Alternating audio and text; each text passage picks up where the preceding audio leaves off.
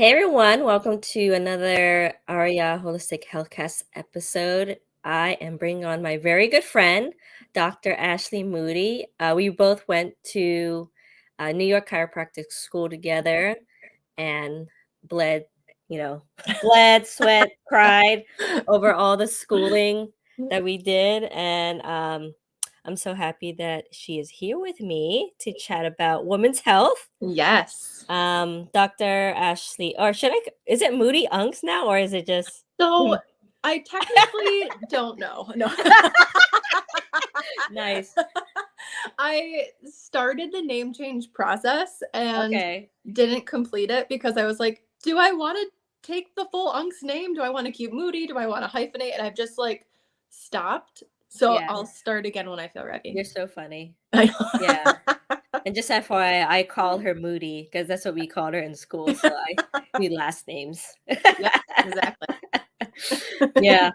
But yeah, Moody, we went to school together. She does chiropractic care with her husband, Dr. Nick Mhm. Ungst, and he went to school with us as well. Yep. And I believe, why don't you tell like your journey? I know you were like in Rhode Island for a Yeah. bit and then moved. So what was your journey post chiropractic Post school? school. Yeah. All right. So post school, we decided to move to Rhode Island. We had a unique opportunity there where Nick was offered a job in a small facility that was a sports based clinic. And we went and we checked it out and we loved Rhode Island. I mean, it's beautiful. And we decided it was a great opportunity for him to learn and grow from. And so we decided, okay, let's take it. And so we moved there. And prior to moving, I kind of bounced around and checked out some different facilities until I Yeah. found good fit for myself as well. And I got very lucky. I ended up same thing, a sports-based clinic with a great doctor, Dr. Mullen. And she allowed me to just kind of explore. And she never gave me like restrictions as far as a practitioner. I was able to do what I felt I needed to for my patients and honor my Yeah. patients fully in movement and muscle work and adjustments and Mm. rehab. So I had a great opportunity there to grow, and it was a very small practice. So it was just her and I. We had Mhm. no secretary, no staff. Mhm. So I got to learn all ends of the business. You know, you're answering the phone, you're doing billing, you're doing your notes, you're going out into the community and meeting people. So Mhm. I almost had to build my own practice while I was in Rhode Island. So I Mhm. learned those skills. Mhm. So we started to kind of get to this point where it's like we were always leaving Rhode Island and we were driving to New York to see my family and Pennsylvania to see his family. So Mhm. we ended up deciding to move back to New York, to Utica area where we are now. And we opened our business, Climb Chiropractic, in Mhm. 2018. And so we both were able to take the skills that we learned at the different facilities and kind of blend them in together to create the business we have now. Awesome. Yeah, Yeah. now I talked to you throughout the journey, or like when you were moving up to Utica, New York. That's where your Mhm. practice is, right? Yep. And now you kind of incorporated yoga practice, right? You teach some Yeah, yoga as well. I do. Yes. It's one of those things that for me, so I was actually in a car accident when I was like 13 years old. Mm. And I ended up getting thoracic disc herniations from the accident. So growing up my entire life, I always just had mid back pain and just kind of dealt with it. I had tried different therapies at the time and nothing really had helped me. So I just remember being like 18 and I was on the beach and I couldn't even like lay on my stomach and like post myself up Mm. like how you would try to read a book on Mhm. the beach.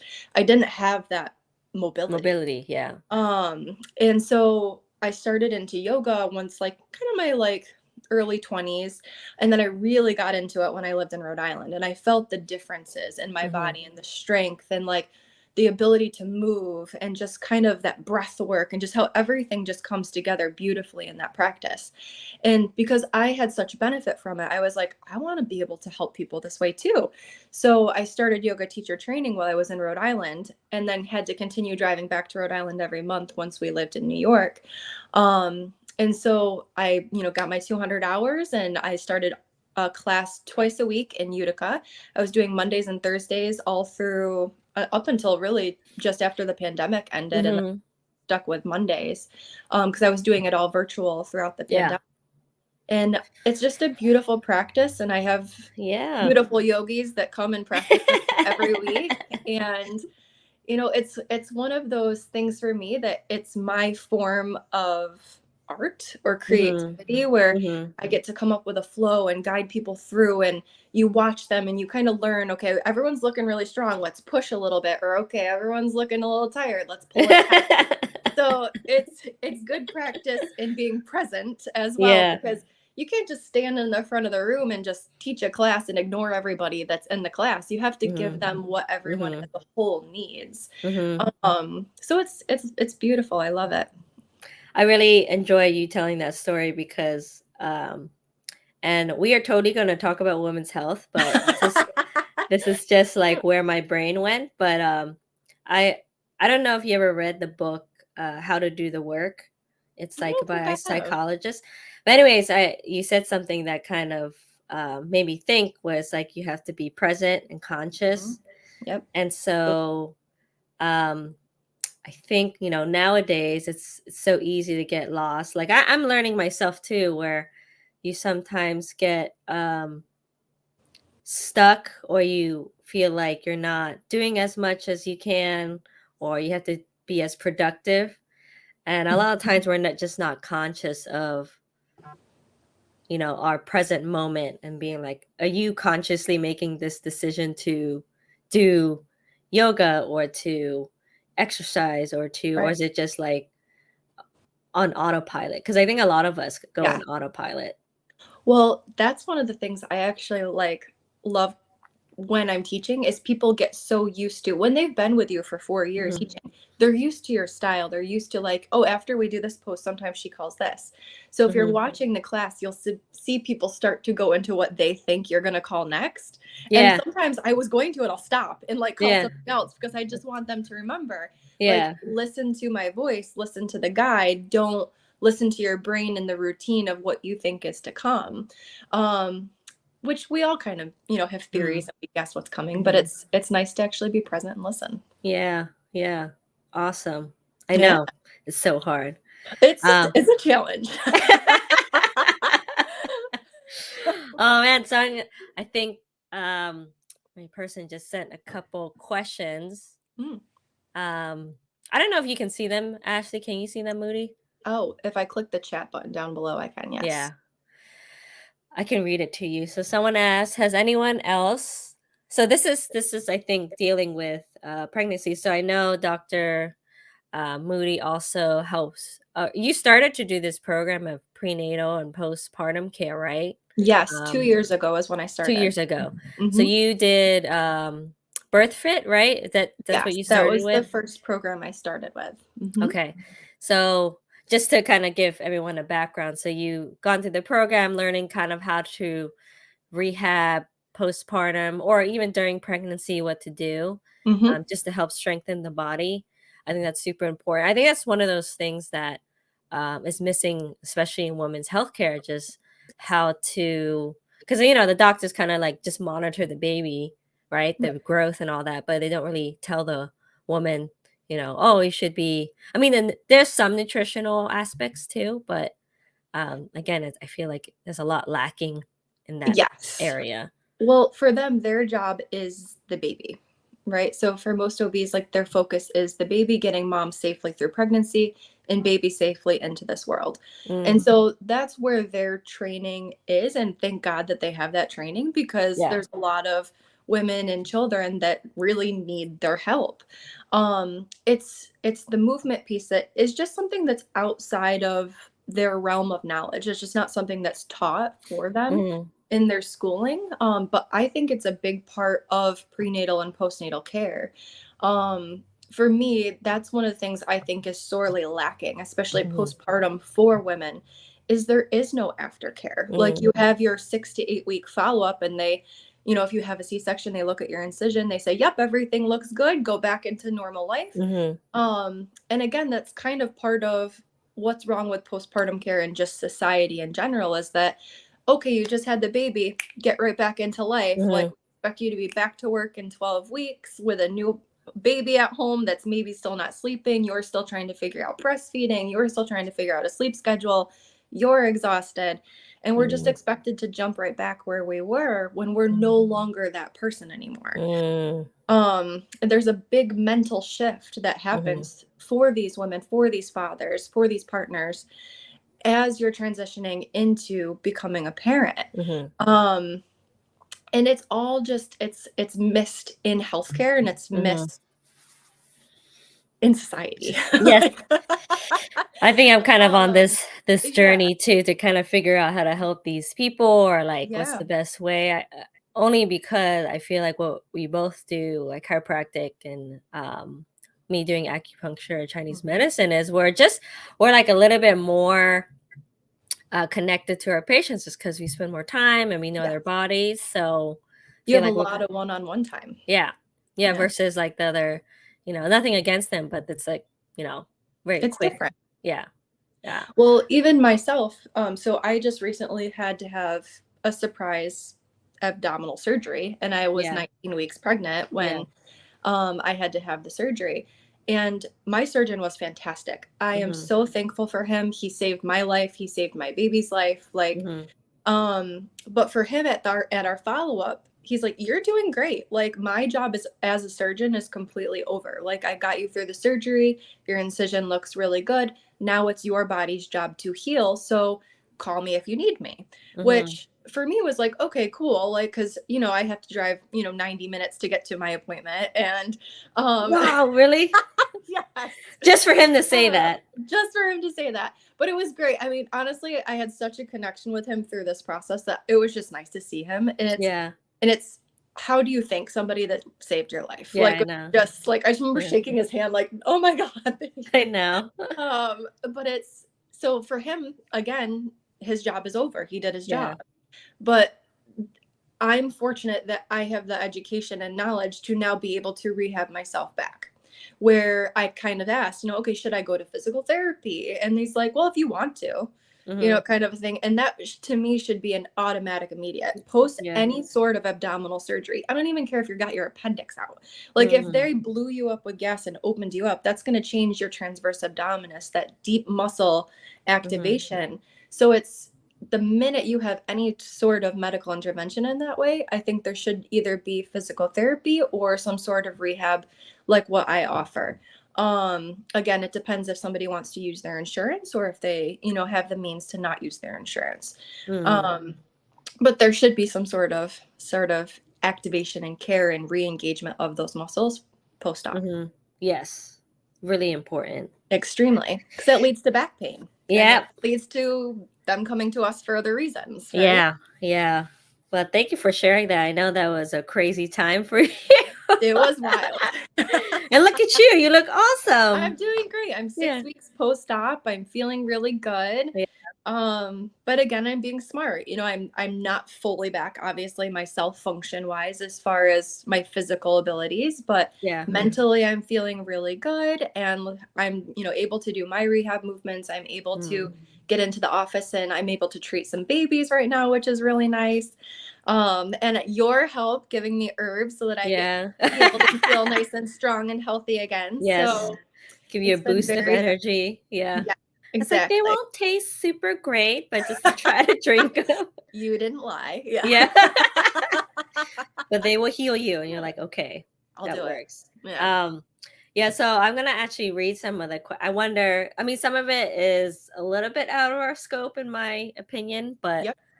we can just talk through some of them and see. So little interaction. This would be Yeah, good. absolutely. I think this is someone who is 22 weeks pregnant. Mhm. She said, has anyone else experienced blurred blackout or star vision when she gets up really fast or slow and she has some shortness of breath all the time? Is this normal, or if I should be concerned, or if she should be concerned, methods of alleviating symptoms? I mean, Okay. of course, this is not something that, we can't see the patient, but Right. any thoughts on that? Yeah, so that's definitely something you should be talking to your doctor about. If you are having starry vision, you're having blurred vision when you're going from a laying position to getting up, that could be you're either moving too quickly, it could be blood pressure, it could be those types of simple things, but it could also be something different. So that's where I would highly recommend discussing these symptoms with your doctor, just so that they can go through and evaluate and make sure everything's doing fine for you. And then you said, so there was blurred vision, and what was she was experiencing something else too, you Some said? shortness of breath. Shortness of breath.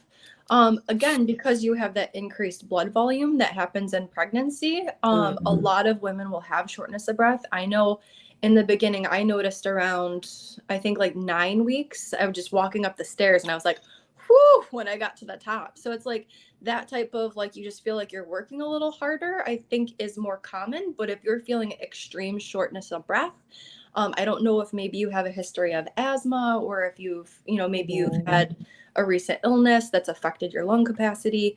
But those are some things that you should definitely discuss with your doctor.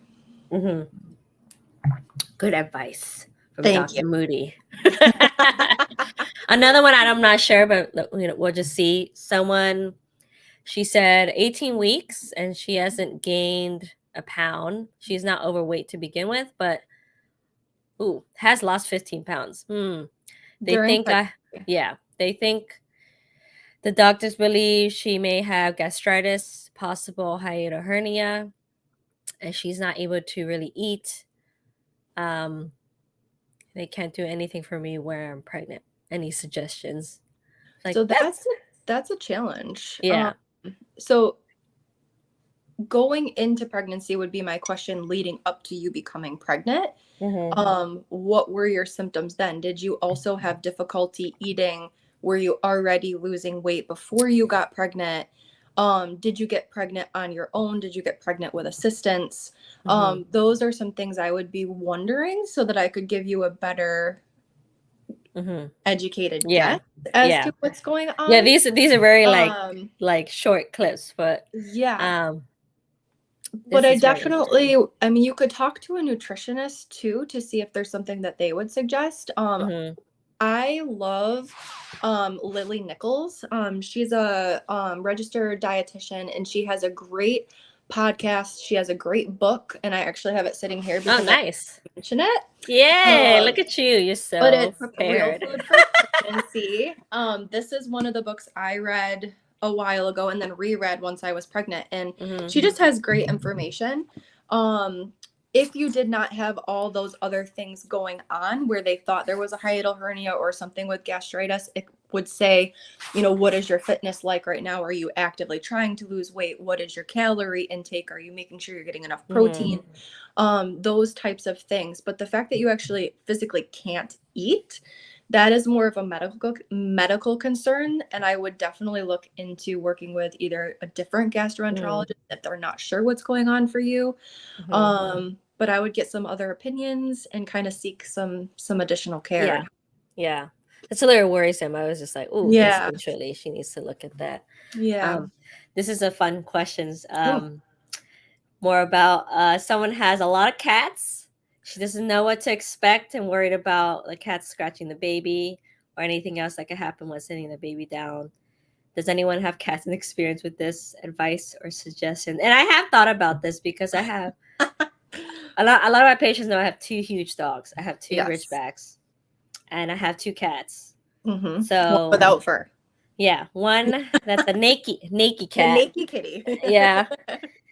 And I think, I'm not like a vet expert in animals, but I almost feel like depending on your cats or your dogs, they kind of know when you're going through changes. Like, I know with I'm not as concerned, but it's really just slowly introducing them to your pets, like whether it's a cat or dog, getting them used to the smell, and then I feel like they kind of know that it's your baby, unless you have like a very wild cat, but I doubt that. If you have a lot of cats, they kind of know when there's a baby. It's weird, they have this instinctual thing. But I feel like if you slowly introduce, maybe have the baby's blanket, put it somewhere, and so they get used to the smell. Absolutely. But of course you have to supervise. You can't just like leave your baby alone with the cats. I would say always They're not good babysitters. No. Yeah. They're not good babysitters. Not good You know, babysitters, would not recommend. but maybe Um, try, if you have a lot of cats, maybe try one cat at a time in the room, mhm. get them used to it, supervise that. I'm gonna do that with my dogs as well. Just get them used to the smell. Yep. Um, yeah, because my dogs are huge, so I'm a little bit They're like, big animals. Yeah. yeah. But I feel like they would be good brothers and sisters to the Oh, baby. they will absolutely be 100%. Yeah. It's Um, personality, right? It's yeah. animal personality. So if you know that like you've had your animals around somebody else's children and they do really well, likely Mhm. they're going to do great with yours. Yeah. If you have an animal that you know is just like something, or you're like, oh, well, so and so's coming over, I better put the cat in the bathroom and lock it up Yeah. for the day, then maybe that's the cat you have to kind of watch out for. Um, but again, it's cat personality, it's dog personality. But I agree with everything you said. Just take your time introducing them. Mhm. Yeah, just slowly. That's what I actually follow a guy on Instagram who had two Ridgebacks, and Yeah. I love his stuff because he's had a baby with, as he had the dogs first Oh, and then the babies, so he's kind of shown the way he's grown up with the Ridgebacks with the kids, and it's like well, giving that's me hope. yeah.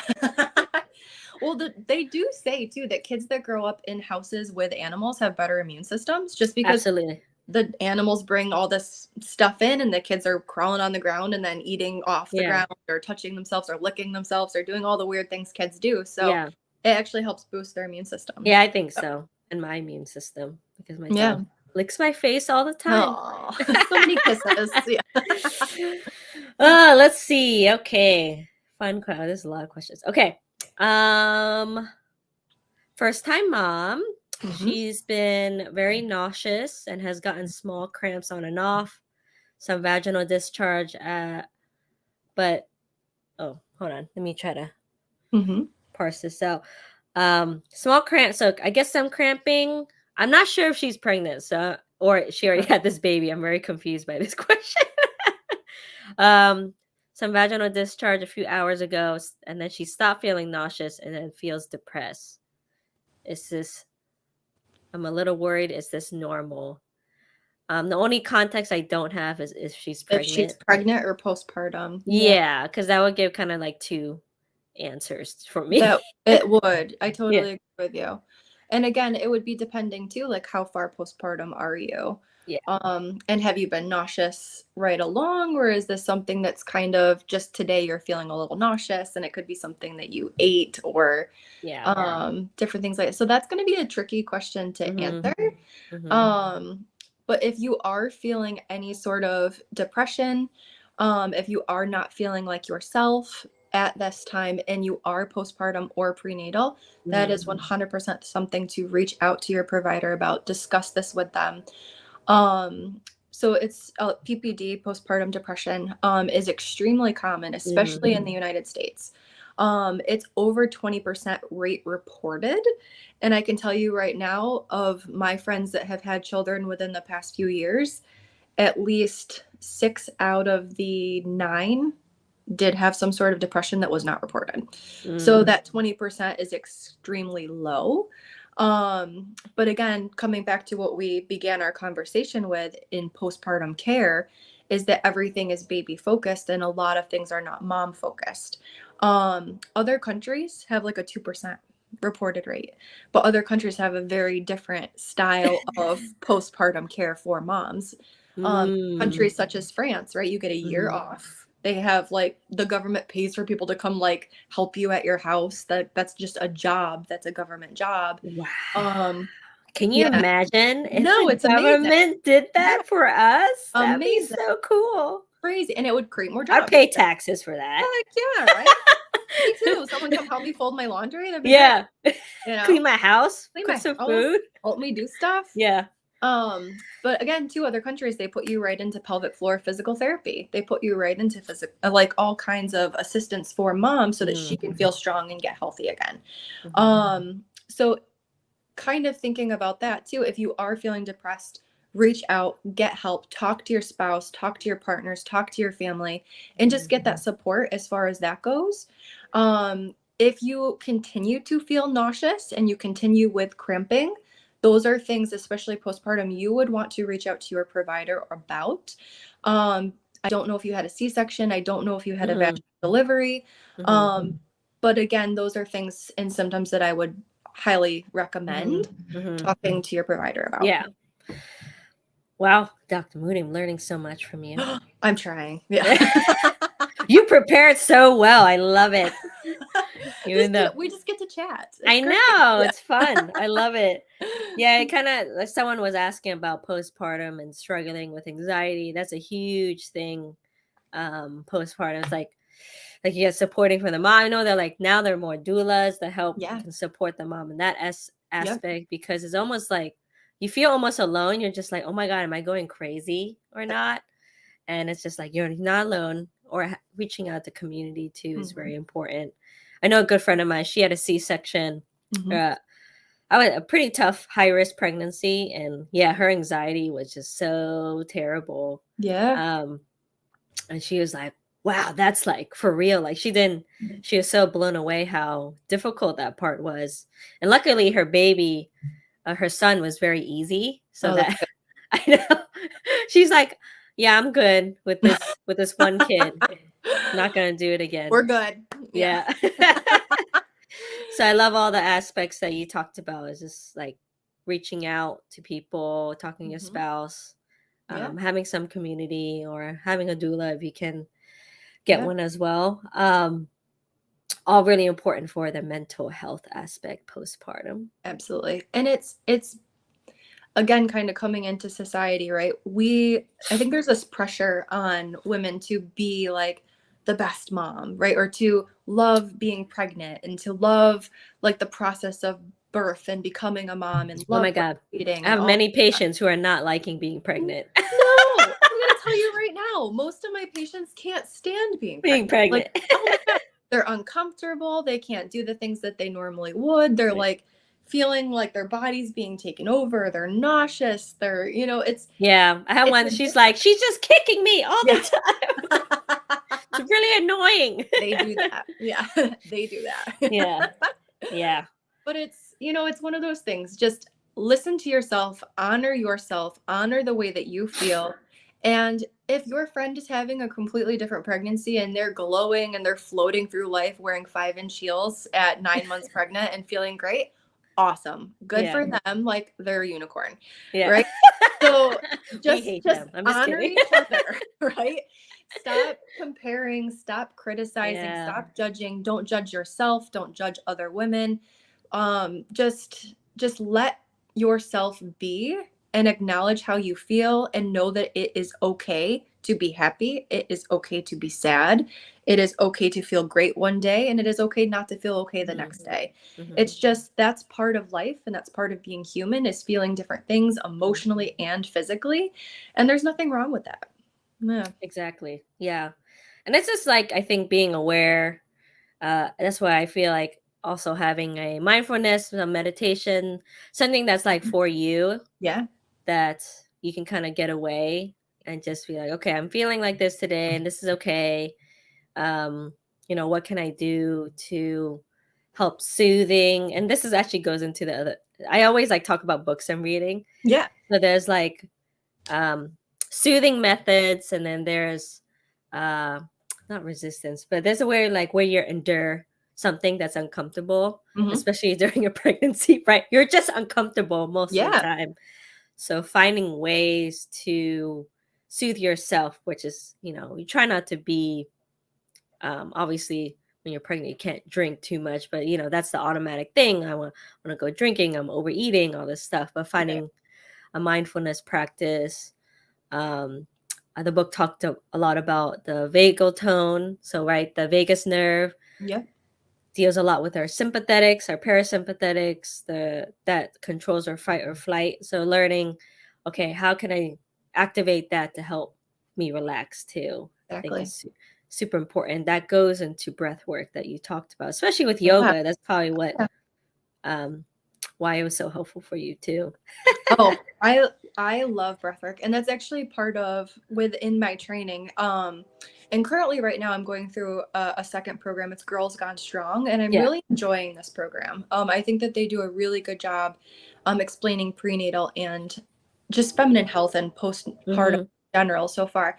But as I'm creating a program for somebody, that is part of their program. I have a breath and core connection section where we're doing different types of breath work because, again, like you said, coming into that parasympathetic, that rest and digest, that slowing down is so essential for everybody. But especially like we're kind of focusing on women's health right now and talking about pregnancy. And say, like your friend who had a ton of anxiety and she's super stressed out and she's uncomfortable and she's like in this state of like just Mm-hmm. all the time, allowing yourself just a few minutes every day to return to your breath practice, calm yourself Mm-hmm. down, is going to one help you in that moment, but it's also going to help you during the birth and postpartum. Mm. So I shared that I had surgery. My breath work is what got me through. So Mm-hmm. I was in an ER in excruciating pain, being Mm. morphine that wasn't touching anything. That wasn't doing anything for me.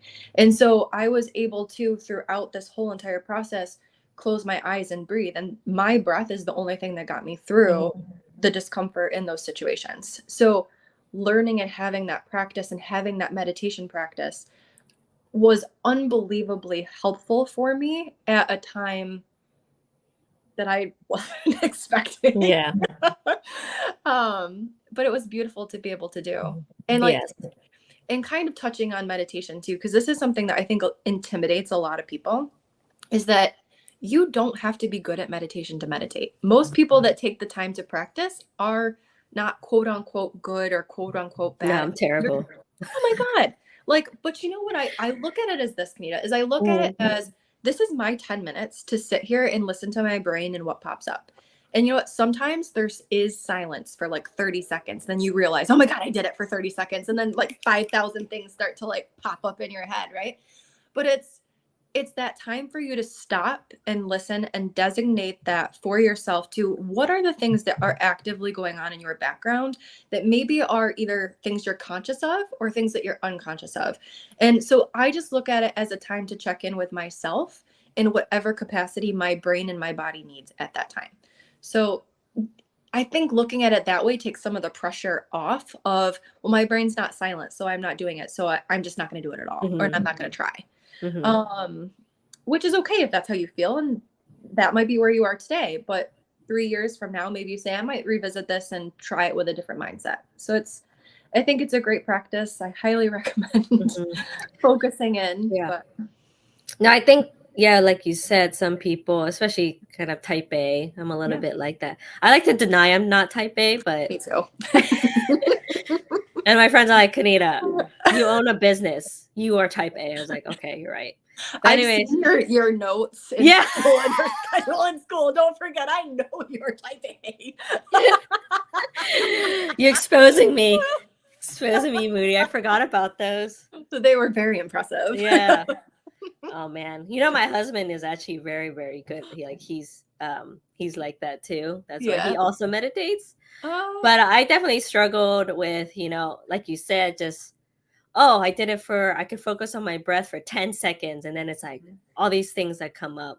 yep. But you have to be kind of kind to yourself and Yes. show, compassion. It's like it's okay, like, you just have a lot of stuff in your head and I see kind of feelings come up as I do or as I think about this and I'm like, oh, that's stressful. But then, like anything, it goes away too. So you know that's um will pass, I think is Yeah. the main thing. And I mean, this about me too. And what's helpful for me as well, other than, I like doing the meditation and the breath work, but also like qigong has been like a huge aspect because that's also makes I think I need some sort of movement to connect to my breath that Yeah. helps me the most. So when I mean in qigong too, when you can just do sitting like breath work and that's Mm-hmm. part of it, but you just work on alignments or focusing on also aligning your body and going through those alignments is very helpful. Absolutely. um, so for me that was what help the most. Did my door open? Sorry.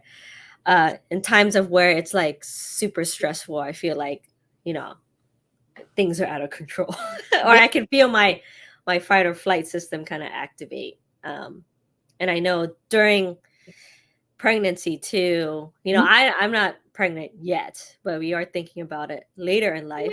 Yay. But you know, I don't know how my body's.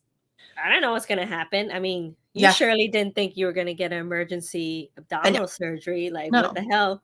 So, Well, even attempting to get pregnant, right? You're like, you have no idea. Like, is it going to be something that happens in a week? Is it going to happen in a month? Is it going to happen in 3 years? No matter how healthy you are, you just don't know mhm. what your reproductive system is like because we've spent our entire lives trying not to get pregnant. Yes, So it's like so it's at that time where you decide, okay, let's try for a family. You just don't know if it's going to be yeah, hard or easy, but again, having that ability to increase your parasympathetic system and be less stressed out about it and hmm take that pressure off of your body hmm is going to help you so much.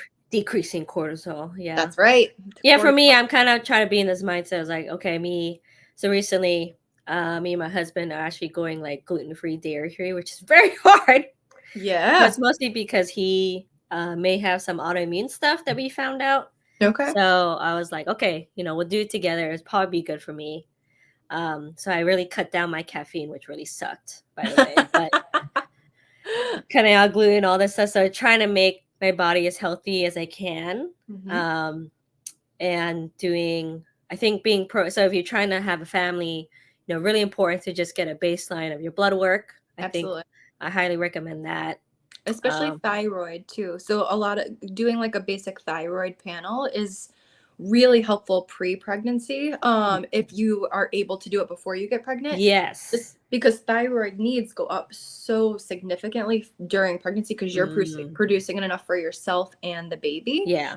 That postpartum you may be in normal ranges, but maybe that's not normal for you. Mm, So that's where you might need some assistance. But if you have that number going into your pregnancy, you kind of know what your normal baseline is. mhm.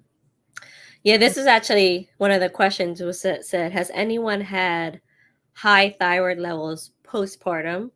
She said she's 6.5 months postpartum and just got blood work done. Well, I guess she wants to lower it. Is it bad to have high thyroid? Not sure. Dr. Moody? well, nobody wants hypo or hyper, right? Like, Yes. we would all obviously most of us want to be within the normal range. Um, but again, that's not my area of expertise. Mhm, Is not thyroid. I am a big fan of Dr. Jolene Brighton. She has fantastic books. She has great information available on Instagram, and she mhm, focuses heavily on thyroid as well as other hormones, like specifically for females. So, if you're someone who is looking for a little bit more detail on thyroid, I mm. highly recommend following her, reading her books, and kind of checking her out because she has a unique approach and Awesome. really good info. Yeah, actually, my husband's okay me sharing this, but it was his thyroid that was causing issues too. Okay. Like some antibody, and it's so funny. Guess who I talked to about Cool. this? Dr. Belliot. Oh, I love Valiant. That's awesome. Yeah, and because we were noticing just like why does his testosterone keep dropping, and we're like, Yeah. this is kind of weird. Um, and we I just talked to her 2 weeks ago. My sense of time is really off just because I'm doing a million things.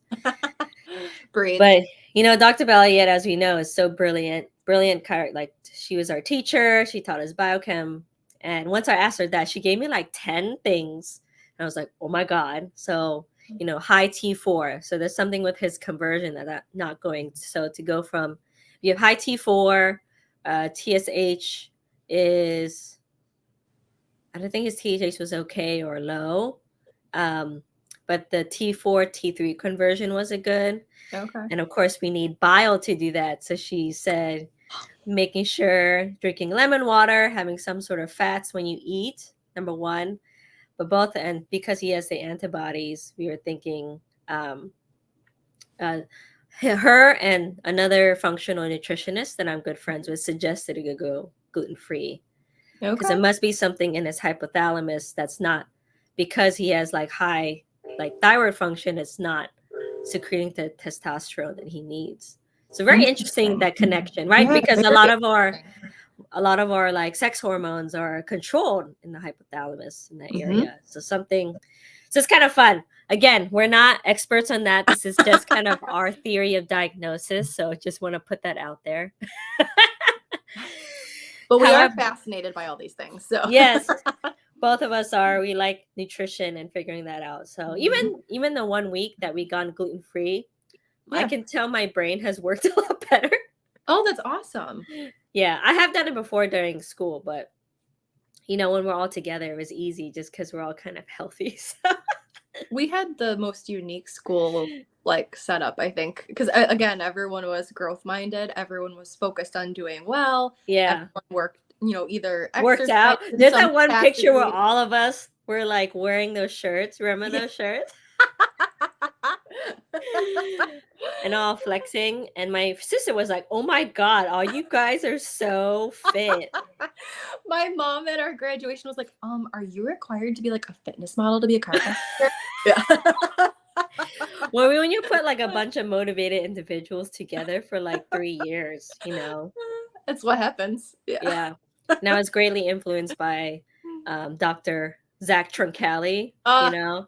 we were just talking about him the other day. I forget why I Yeah. brought him up. Nick and I were literally talking about him on a walk, and I don't Yeah. remember why. Yeah, well, he's the one that got me into like paleo and like doing that. So he was a, good He was impressive. influence. Yeah. Yes. And very fit Yes. Very healthy. chiroacupuncturist. Yeah, that's why I was like, I did it before, so I kind of know how to do gluten free. But I was like, oh yeah, I forgot that I felt this good. Yeah. Yep. It's good Still, reminder. yes. So still focusing on women's health. We still have Yeah. time, but what Get would back to the be? topic. I know. Sorry, we got No. sidetracked, but we talked a little bit about if you're trying to have a family, first time mom. What are kind of some of your tips that women can do during or before pregnancy that can Mhm. help with overall health? We talked about blood work, Yep. getting a baseline on that.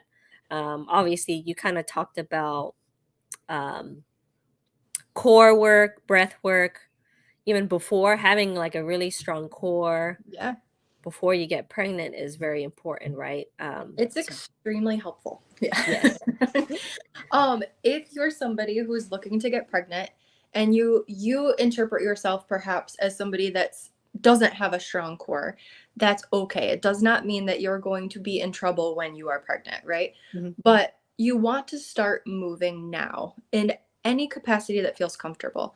And here's the biggest thing with fitness, that you need to find what you enjoy. Otherwise, you are not going to want to do it, right? So if I give you a program and you hate weightlifting, you're not going to show up to the gym. You're not going to look forward to that time. Mhm. So for you, if you're someone who enjoys going for walks, awesome, go for walks. If you like Zumba, awesome, go for Zumba classes. Like, Mhm. but moving your body is what's going to help you, one, through pregnancy.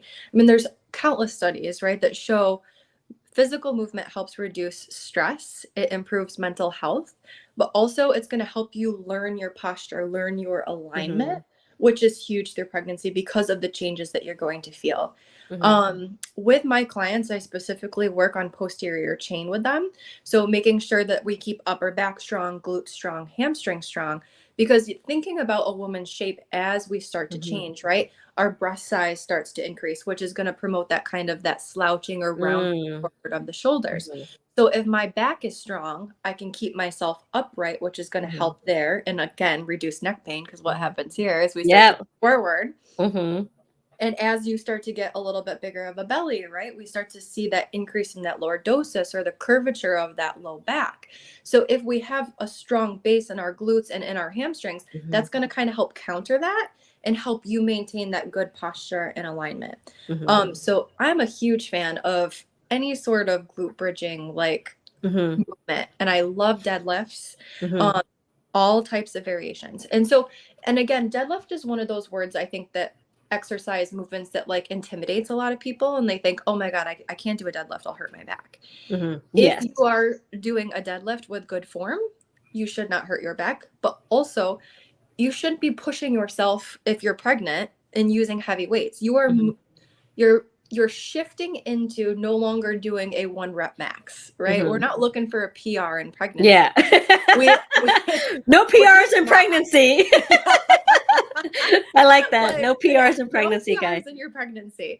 I always think about it as like a shift in mindset, is that now I am training for my pregnancy and I'm training for my delivery and the birthing process.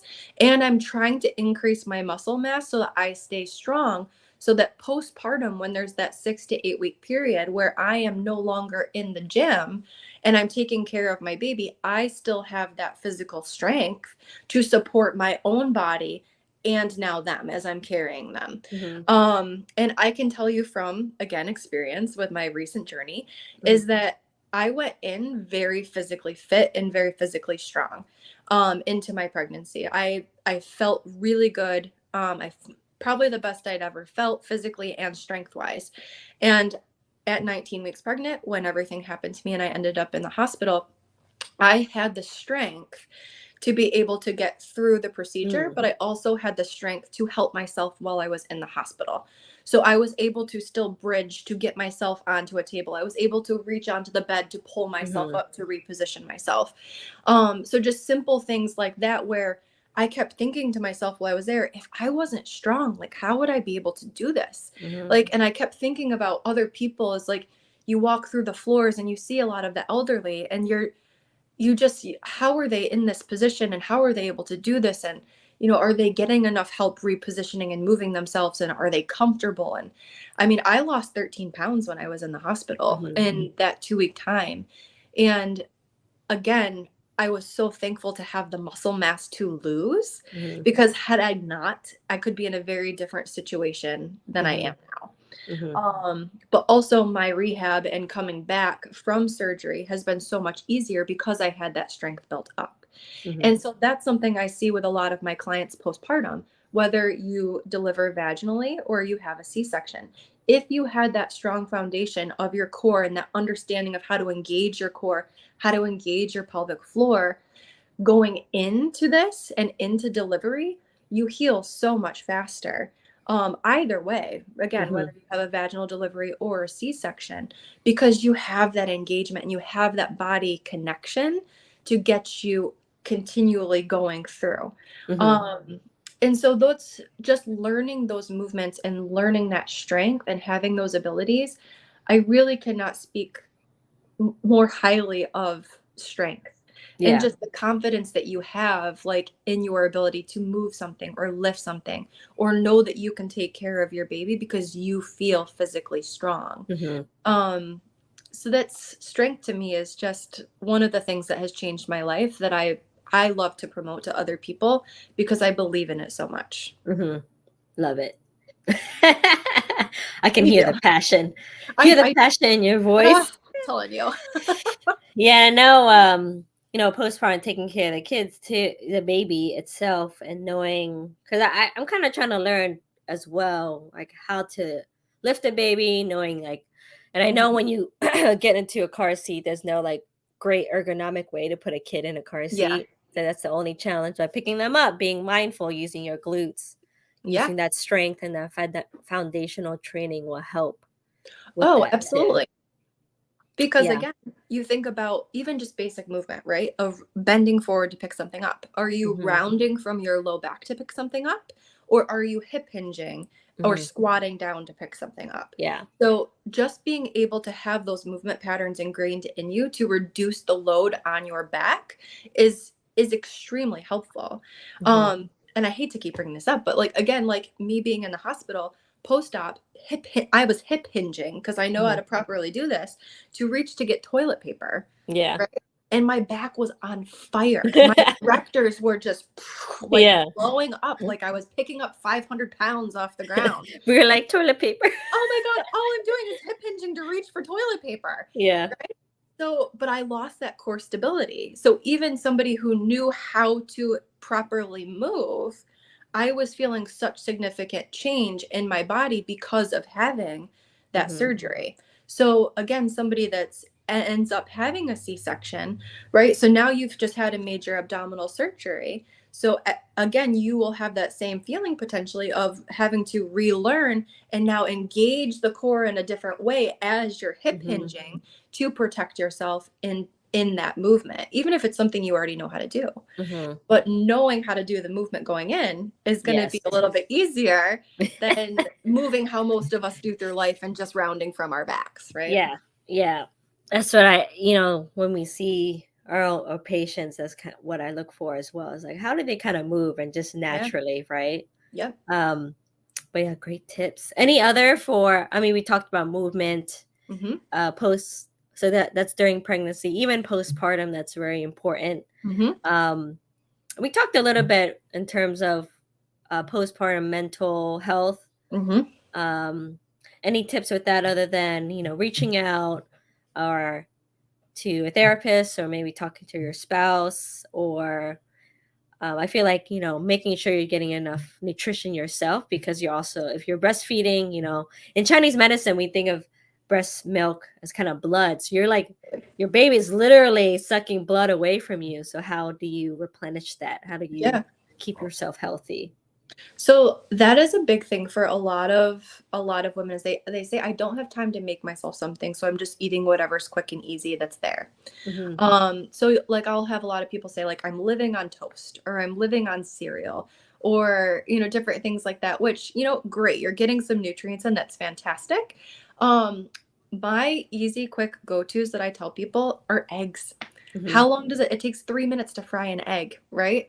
So that's a quick source of, a little bit of protein, but you're getting a healthy Fats. fat and you're getting some choline, which again is huge for the baby and huge for you. Hmm. So I love like little things like that that are quick and easy. Um, I like smoothies and I know that it's It's cold, fine. Kanita. I know Moody, that's cold, Moody not knows me. not warm.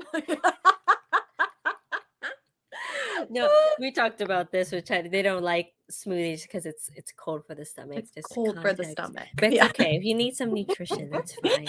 Because again, you can pre-make them, Yeah, right? So like I'll have moms like pre-make some smoothies, they throw yeah. them in the fridge, the freezer, pull it out, let it thaw, and then it's something they can sip on all day, where they can add their protein powder, you can add a healthy fat, you can add your spinach, Mhm. you can add your brewer's yeast if you're looking to increase milk production that way. So it's just something that's a quick, easy thing that you can have set aside and pre-made. I've had people make the egg cups, like where you Oh just put in yes, I've seen muffin that. tins. Yeah. Those again, quick and easy. Um, Adding oatmeal, so you can do oatmeal and add protein powder to your oatmeal. Love avocados at this time because again, you're going to get that healthy fat, which is good Yep. for your hormones as well as the milk Yep. production. Um, and you know what? It's one of those times too, like, don't be scared to ask for help or like I've had people do this before where they like actually make like a list like for like a couple weeks postpartum of like each family member is bringing them over a dish. So you could do something like that. I'm Hmm. also a huge fan postpartum of stew meats. Hmm. So just throwing them in the crock pot. Again, that's going to be easier for you to digest at that time. You're going to get all those beautiful nutrients from that. Bone broth, Hmm. super easy. If you don't want to make it, I'm a big fan of Kettle and Firebrand. Again, you just open the package, heat it up on the stove, and then you can sip on that. And in one box is 20 grams of protein. Awesome. Um, so again, that's blood building and all those healthy things that we Mhm. need. And it's warm. Yes. So that is also a benefit. But those are just a few I things love that are it. easy. Yeah, I Yeah. think, um, what Dr. Moody is saying, like making these, and this will be our theme for today's episode too, just making that deliberate, conscious choice of I'm choosing to, eat this to help my body and my mind because when you eat well, You your feel brain feels good. It food is helps meant. with the yep, it helps with the mental stress, having also like if you have that list of family members helping out, cooking Mhm. and I've meal trains is such a big thing in my Oh yeah. community too when someone's like going through a tough time, which is Hmm. great. So at least having that mental stress of not having to worry about what you're going to eat is so helpful. Mm-hmm. Getting help from your in-laws, or I'm lucky too, where I have my family around me, so I know, if I have a baby too, they'll be willing to come help, Yeah, cleaning, all that stuff. I think those are absolutely. huge thing with having the community around you to kind of relieve some of that mental stress and anxiety as well. Definitely. Um, if you have pets, that's helpful. Right. My But no, doggies. I agree with what you're saying too, and it's one of those things that a lot of times in our society we look for convenience with food. Yeah. And not that eating healthy is inconvenient, because I eat healthy and I find it very convenient. Yeah. But it's just reminding ourselves that at this time and at this stage of your life and in this season, you need the best possible nutrients for yourself to recover, to for yourself to feel healthy and strong, but also you're feeding and fueling your baby and setting them Mhm. up for what they're going to crave in their life. So that's prenatal and that's postpartum. So just kind of changing the viewpoint of diet and of nutrition to, I am doing this to have the optimal health for Mhm. me and for my baby, so that I can feel strong, so I can feel healthy, and so that they are strong and that they are healthy. Mhm. And I think if we kind of switch that mindset into that, and know that it's okay if you eat a cookie, like, Yeah. like, we don't need to be perfect, we're human. Mhm. But move on from it. Don't harbor it. Don't think, oh my God, I can't believe I ate the cookie at the party. I had the cake at the birthday party. I can't believe I did that. Like, eat your cake. Know that Mhm. you've made that conscious decision to do it, and then Yeah. move forward. And enjoy it. Enjoy Eventually, your damn yeah. cake.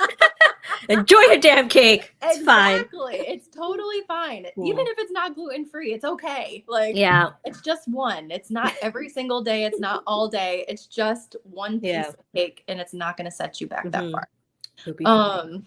Again, like we said earlier, be kind to yourself, be gentle with yourself. Mhm. Don't Don't compare. add pressure to Yeah. yourself at this time, and don't compare, Yeah. because you're having a unique experience for yourself and your Mhm. family, and you just have to enjoy the ride, whether it's a nice smooth Sunday stroll or you're driving over a road made of snapping turtles, Yes. which Yep. is something we like to say in our house. Yes. I like that. Awesome. On that note, we're kind of at the end of the episode. You I think we talked about a lot of great points in mental health during pregnancy, postpartum, your journey, all that great stuff. So I really appreciate you Yes, thank coming you on so much for here. having I'm me. kind Yeah. of glad that it's 6 weeks post year, because we did talk before Yeah. about, I was like, will you be okay to do podcasts? And you're like, no, it'd be something to do. So I really appreciate you giving your time Oh my to God, thank me you to for chit having chat. me. Yeah. This was Um, great. yeah.